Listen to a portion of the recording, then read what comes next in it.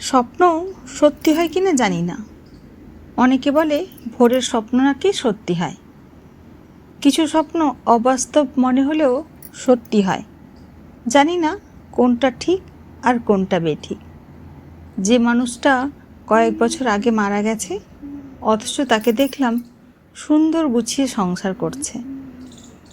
এটা সত্যি না মিথ্যে, না আমার স্বপ্ন দেখা, কোনটা ঠিক সেটাই বুঝতে পারছি না।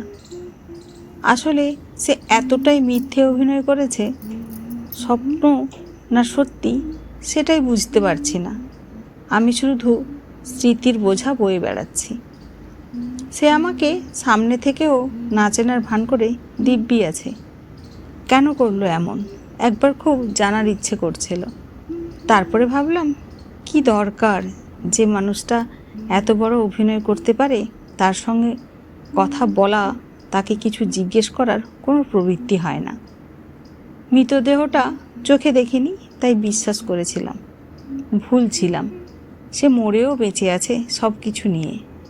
আমি শুধু মৃতের শবদেহ কাঁধে আর চোখে জল নিয়ে বয়ে বেরিয়েছি। আজ কি ভীষণ ক্লান্ত।